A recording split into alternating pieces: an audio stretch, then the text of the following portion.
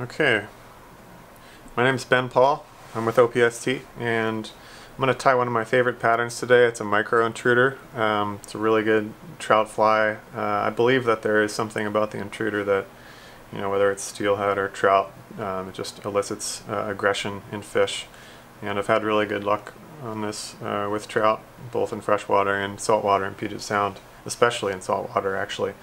Also make a really good bass fly. And primarily, number one is I'm just tying it for fun. I just like the intruder and I like tying small ones. I think it's kind of satisfying. And they swim really nicely too, so let's get started.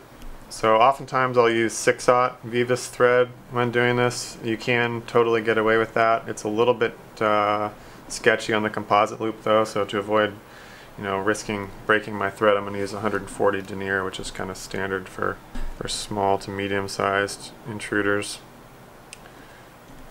Secure our thread.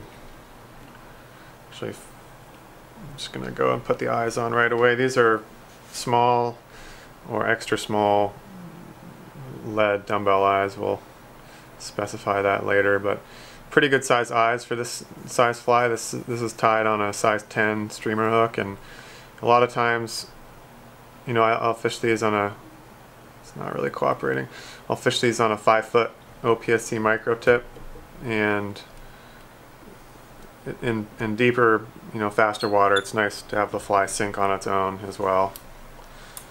Pretty good size eyes on this guy. And we're going to go back to the butt.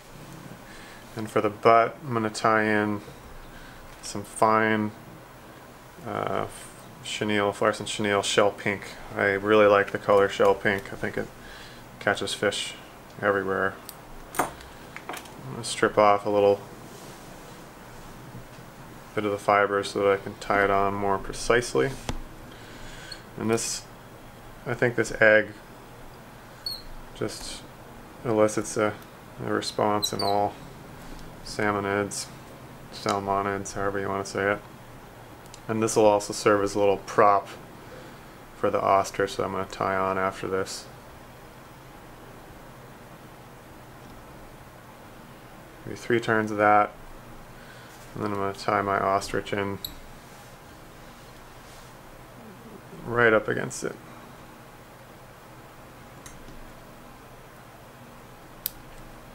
So for the tails, twin tails of OPST barred ostrich, this is yellow-green.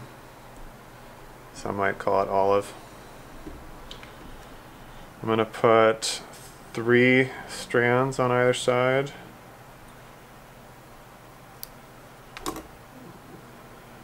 Even them out.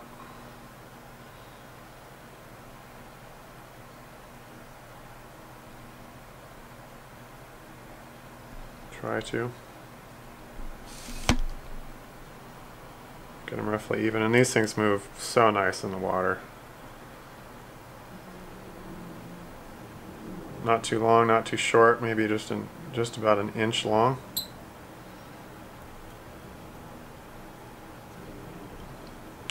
On one side, and then I'll do the same on the other side.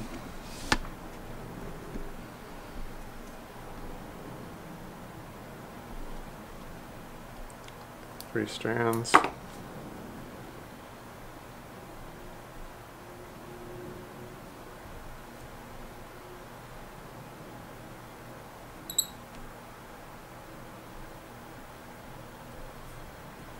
little bit longer.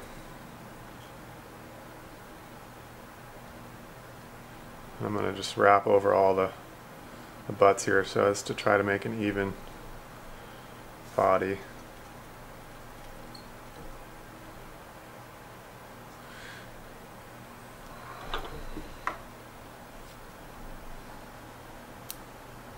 And since I'm tying this on camera, I'll go the extra mile, and I'm going to put a little woolly bugger body on this thing too. So I'm going to use 10/0 mono thread for a rib. I'm going to tie this back and just let it kind of hang out for a while. This is going to secure the hackle later on.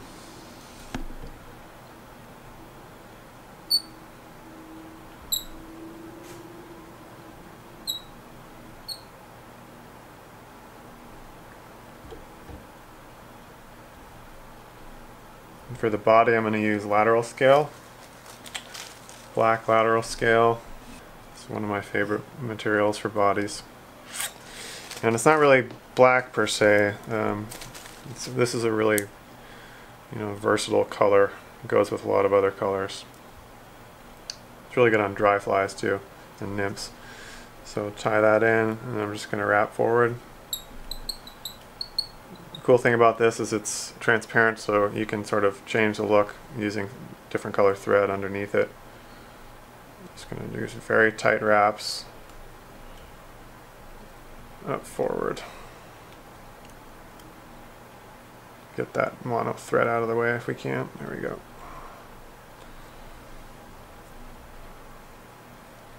Overlapping wraps kind of makes a cool ribbed effect by itself. Stop it, give myself some room for the composite loop.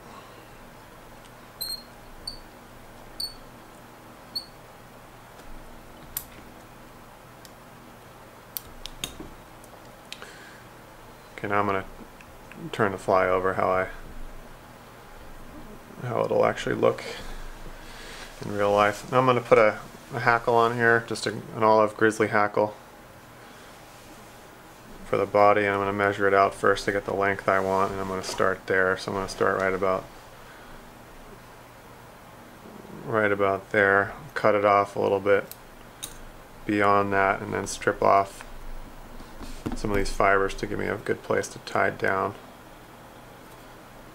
And don't skimp on the wraps for these. You want to make sure it's tied in. So I'm going to leave the butt a little bit long and just really wrap that. And I'm going to wrap this backwards, and then the rib is going to come forwards and secure it. It's sort of one way of tying a woolly bugger.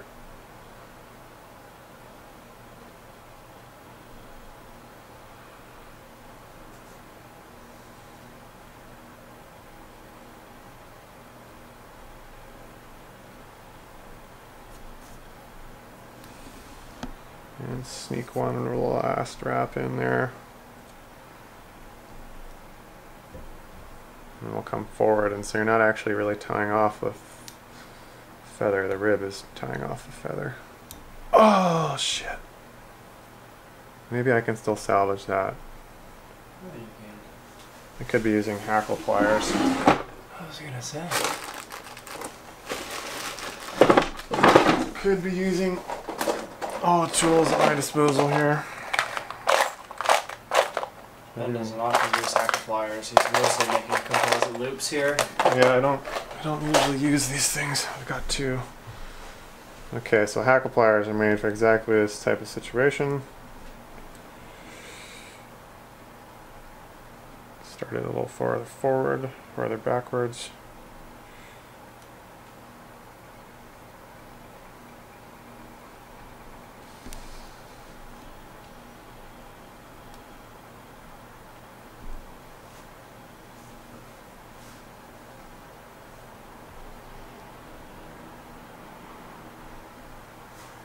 Okay.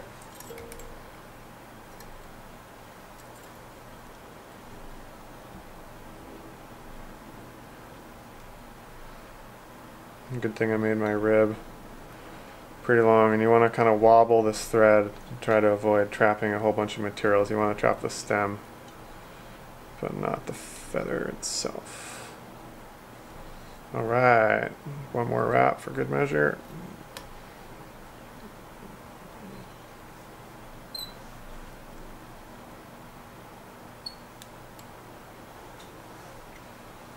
Hopefully that was the last bit of drama for this fly, because the hard parts are coming up.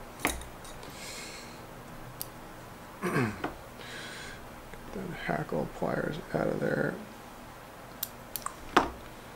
Okay, cool. So now we're going to come down to our patented piece of paper with a line drawn down the middle. And I'm going to use my favorite material here, which is Sculpin wool, for tying these small intruders. This one's not that, well, it's pretty small. I could probably get away with dubbing, but it's easier to get consistency if you use Sculpin wool, because it all comes in even lengths. See that? It comes out as a tube, and I can cut it to whatever length I want, and that really matters for a small fly like this. So since it's gotten a little frayed, I'm just going to make a cleaning cut, and then I'm going to cut, let me see, about size of my fly, about maybe a little less than a 1/2 inch. And then we have all nice even fibers. So I'm going to spread these out along the black line, and the black line will be your thread in the dubbing loop. So if I lay the materials down 50-50 over the line, that's how they'll be in the dubbing loop. And I'm going to make this composite loop about a little over 1 inch long. And this base layer forms the body, but it also forms kind of one half of the sandwich, one piece of the bread of the sandwich that the other materials are going to rest in. On top of this, I'm going to use some clear barred predator wrap to start out, and this is just to add some flash and sort of some bugginess, I guess. It's a pretty popular material. And I'm going to lay these fibers down 50-50 over the line. And I can do that because they're not tapered. With a natural material, you have to account for the taper, so you have to put the butts short on one side and the tips long on the other side, but these you can just throw them on kind of willy-nilly, which is one reason why synthetics are much easier to tie with. So just a sort of a even medium layer of those. Then for a little contrast, I'm going to put in some Lady Amherst. Now this is a natural material, so I'm going to have to account for the butts. And it's really important to brush these before you put them in, because they have fibers like to stick together, and that can really make an ugly fly.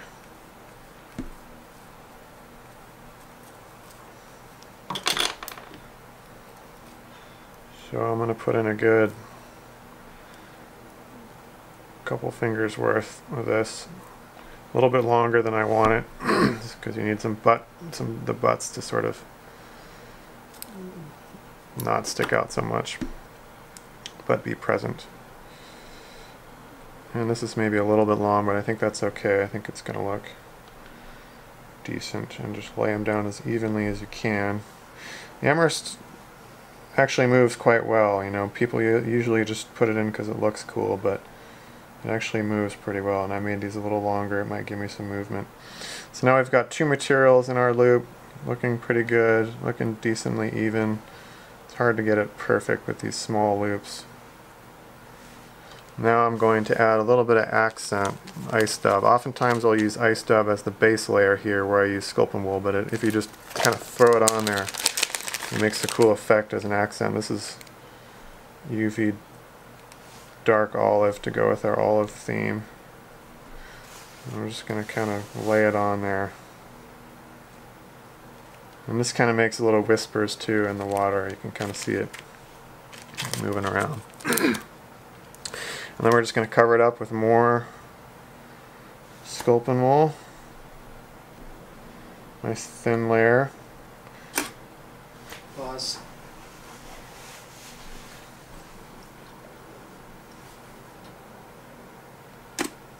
It's a really annoying feature of that camera. Well, it was at the cutting edge. Okay.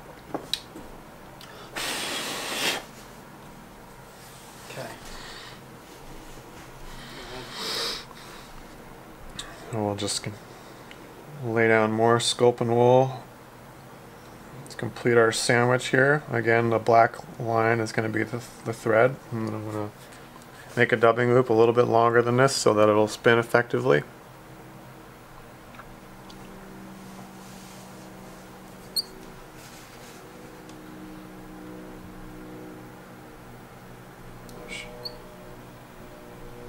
Could you actually do that again? I'm sorry.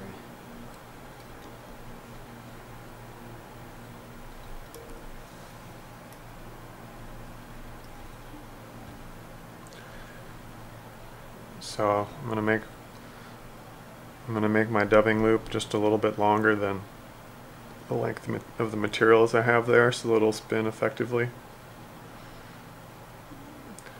Go around my loop twice to lock it in, and I'm going to bring my thread up to the front, and then just take this whole batch of materials after I wax the loop, that is. Take this whole batch of materials and put them in the loop. Open wide, put them in the loop just as the black line represents the thread. And as long as, from this point on, I need to maintain tension down here. Otherwise materials will move around, but if you maintain tension, you can get away with manipulating these things and cutting them. The butts suddenly look too long here, so I'm going to just cut them all. It's pretty nice to be able to do that. And then I'm going to spin it. I have 140 denier here, so I can really reef on this thing. A really good OPST dubbing spinner helps. I'm just going to give it a bunch of, I don't know, I think that was 3 or 4 good spins, and it should be good to go. Now I'm going to pick it out with my whip finisher to free some of these trapped fibers. You really got to treat these loops before you tie them on, otherwise they're going to be too bulky.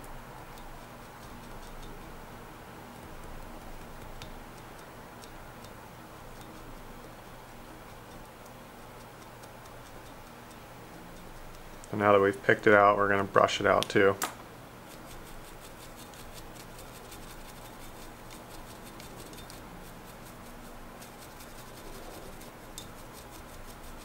Okay, and now, even just as important, I'm going to apply some water. And you'll see how much body this Sculpin wool has when it sort of just bounces back after I try to lay it flat. That's why, another reason I like using it in these flies, it holds its own against the current. And now we have a hackle taking shape. We squeeze and wet this, make it as compact as possible so that we can wrap in the limited amount of space we have. Should get it real soaking wet. Start just in front of the hackle.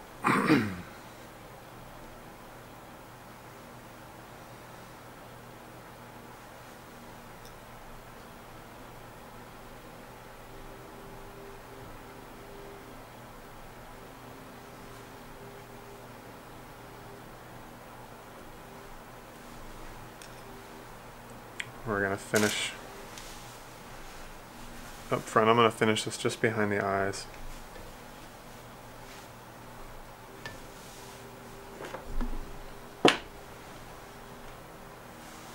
Pull on it as I cut. Should stay put. We're going to brush this out.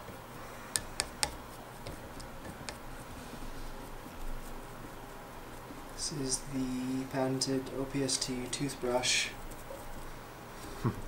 It's the only thing that's carried nationwide. Okay, I'm liking what we're working with so far. So now comes the really hard part. That was the hard part, and this is the really hard part. I have anxiety every time I use saddle hackles, especially on camera, because they have a life of their own and it could kind of ruin your day. And I've chosen 2 pale orange here of equal size from the opposite side of the bird, and I'm going to measure them out here just about how I want them. I like to leave these a little bit long because these things move super well and it really makes a difference. The easy thing to do here is to put ostrich back, and I do that for fishing flies. A lot of the time I do that, but I'm going to try to make this one fancy. Strip off some of the barbs in the stem to give you a neater tie down point. And I'm just going to tie them on in front.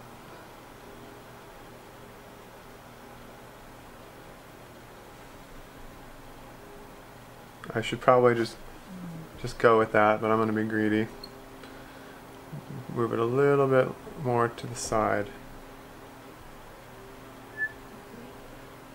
And I'm going to spin it just a little bit. A little bit more. Now it's looking sort of... Okay, I'm going to go with that right there. That looks good. One more wrap. Really tight, and then I'm going to go to the other side, do the same thing. This one's got some lateral curvature, so I'm putting it on the side where it makes sense.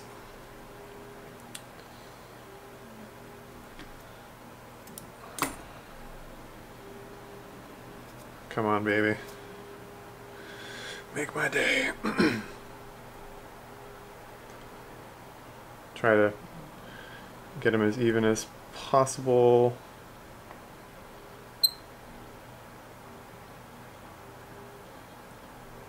Beautiful. That's perfect. Thank God. Pulling real hard, and this is where using 140 Denier thread makes a difference too. And I could pull this one a little bit if I wanted to.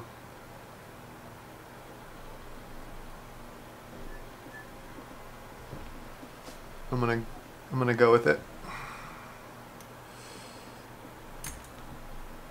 Am I? How does it look like that? I'm gonna go with it. I'm gonna go with it. And cut these. I'd try to leave these stems just a little bit long, because the first thing your buddy's gonna do is say, "Oh, great fly," and pull on the hackles. And if he pulls the hackle off, he might not be your friend anymore. Or she. At least it wouldn't be mine. And we're going to finish.